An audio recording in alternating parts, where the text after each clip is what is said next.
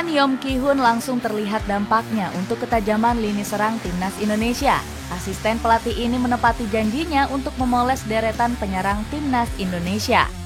Ragnar Oratmangun yang sempat dihujat tiba-tiba kembali gacor melawan Arab Saudi. Tendangan keras sang striker langsung merobek gawang Muhammad Al-Owais. Rafael Strike juga semakin lihai mencari ruang kosong berkat bimbingan keras Yom Ki-hun. Bagaimanakah kehebatan lini serang timnas Indonesia melukai pertahanan Arab Saudi?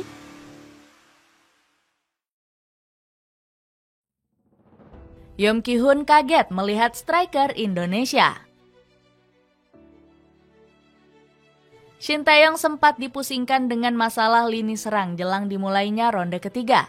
Ketajaman penyerang timnas Indonesia masih belum maksimal sepanjang bertarung di ronde kedua. Calon striker keturunan yang dikejar PSSI juga nggak kunjung bergabung. Shin Tae-yong akhirnya mengambil cara cepat dengan membawa Yom Ki-hun. Mantan striker Jeon Buk Hyun Dae ini ditunjuk menjadi asisten pelatih striker timnas Indonesia. Coach Shin berharap Yom Ki-hun bisa mengasah ketajaman para striker asuhannya. Saya bisa baca posisi paling lemah di timnas Indonesia sekarang itu posisi striker. Maka dari itu saya bawa pelatih striker biar timnas Indonesia makin baik dan cetak banyak gol, tegas Coach Shin.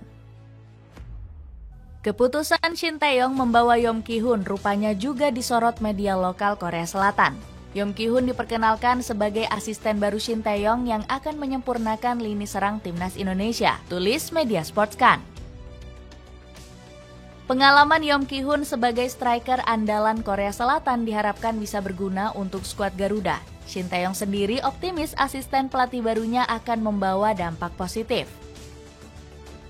Sebagai pemain Suwon Samsung dan timnas Korea Selatan, Yom Ki-hun punya karir yang bagus. Dia pemain yang sangat hebat, dan para pemain timnas Indonesia akan sangat terbantu. Tanpa berlama-lama, Yom Ki-hun langsung bekerja memantau striker lokal di Liga 1. Dirinya kedapatan sedang menonton pertandingan Borneo FC kontra Semen Padang. Menurut laporan tv1news.com, Yom Ki-hun tengah memantau Stefano Lillipali. Asisten Shin Tae-yong ini nampak serius menyorot permainan gelandang 34 tahun ini. Anehnya, saat Lillipali ditarik keluar, Yom Ki-hun langsung gak fokus menyaksikan pertandingan. Selain memantau striker lokal, sang asisten juga terus mengamati pemain abroad. Ragnar Oratmangun dan Rafael Strike gak luput dari pantauan Yom Ki-hun. Dalam sebuah wawancara, sang asisten berjanji meningkatkan kekurangan dari kedua pemain tersebut. Yom Ki-hun mengaku sudah membedah secara rinci kualitas dari Ragnar dan Strike. Sudah dianalisis lewat video untuk Ragnar dan Rafael, tetapi mereka juga ada kelebihan sama kelemahannya, tutur ex-striker Jeon Buk Hyun Dae ini. Sebelumnya, Yom Ki-hun sudah memoles 3 penyerang lokal menjadi lebih baik. Hoki Caraka, Ramadan Sananta, dan Dimas Derajat mengalami lonjakan performa di sesi latihan. Sayangnya, barisan penyerang skuad Garuda masih belum luput dari kritikan Yom Ki-hun. Dirinya menyebut para striker kurang punya akurasi tembakan yang gacor. Selain itu, sang asisten juga mengeluhkan pemain skuad Garuda gampang kehilangan bola. Meski memberikan kritik, Yom Ki-hun mengaku terkejut dengan potensi lini serang timnas Indonesia. Kualitas striker, jujur menurut saya tadinya para striker Indonesia kurang power. Ternyata kekuatan fisik sudah ada, tetapi mereka nggak tahu bagaimana cara memakainya. Latihan keras buang kelemahan lini serang. Setelah melihat kekurangan para striker, Yom Ki-hun langsung merancang menu latihan. Legenda Korea Selatan ini menuntut para penyerang untuk melakukan latihan keras.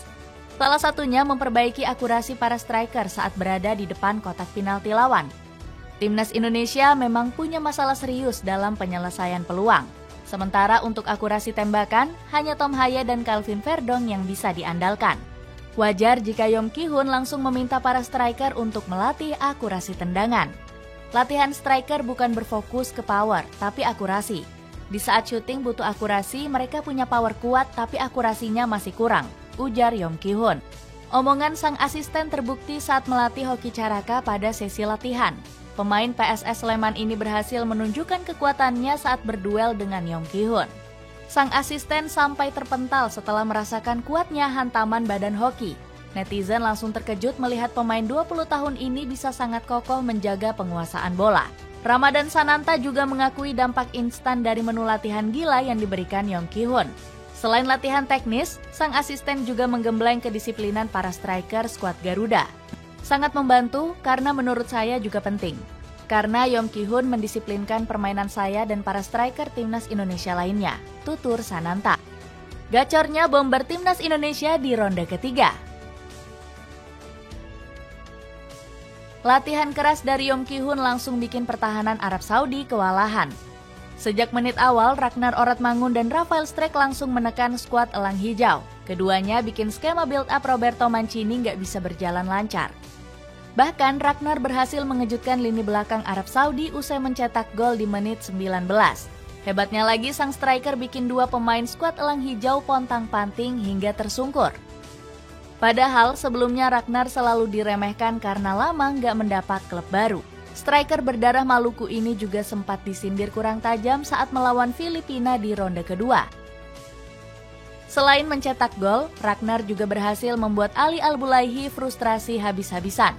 Padahal bek yang dikenal kasar ini kerap mengganggu Ragnar saat menguasai bola. Striker FC Vidender ini bahkan sempat menyikut Al-Bulaihi yang untungnya nggak dihukum kartu kuning oleh wasit. Selain itu, Rafael Strijk juga berhasil tampil memukau di laga melawan skuad Elang Hijau. Bahkan pemain berusia 21 tahun ini tampil ngotot sebagai tandem Ragnar di lini serang. Strijk juga berperan krusial saat proses gol pertama skuad Garuda ke gawang Arab Saudi. Bomber berdarah Jawa ini membuka ruang terbuka untuk Ragnar dengan menembak perhatian bek lawan. Selain itu, Strijk juga kerap turun membantu pertahanan pasukan Merah Putih. Sang pemain bahkan sukses 4 kali merebut penguasaan bola dari kaki pemain Arab Saudi. Berkat performa gacor lini serang, timnas Indonesia berhasil meraih 1 poin berharga. Skuad Garuda berhasil menduduki posisi 4 klasemen sementara grup C. Bahkan pasukan Merah Putih sanggup mengungguli Australia dan Cina yang lebih diunggulkan. Kedua negara ini langsung kena mental usai menelan kekalahan di laga pembuka. Australia secara mengejutkan kalah tipis 0-1 dari Bahrain gara-gara gol bunuh diri dari Harry Souttar. Skuad Sakerus harus puas berada 1 peringkat di bawah skuad Garuda. Sementara Cina mendapat hasil yang lebih memalukan usai dibantai 7-0 oleh Jepang. Kekalahan menyakitkan ini bikin skuad Naga Merah terdampar di dasar klasemen grup C. Shin Tae-yong langsung memuji anak asuhnya yang tampil mati-matian untuk mengimbangi Arab Saudi. Pertandingan ini sangat sulit sejak awal, dan cuaca panas mempengaruhi kedua pihak. Namun kami memberikan penampilan yang hebat. Saya bangga dengan level para pemain, ucap Coach Shin. Sementara Roberto Mancini sedikit kecewa, usai anak asuhnya membuang banyak peluang emas. Kami memiliki masalah dalam memanfaatkan peluang, yang jelas-jelas kami hadapi dalam beberapa pertandingan terakhir. Dengan bangkitnya ketajaman lini serang, akankah timnas Indonesia bisa mencetak lebih banyak gol di ronde ketiga?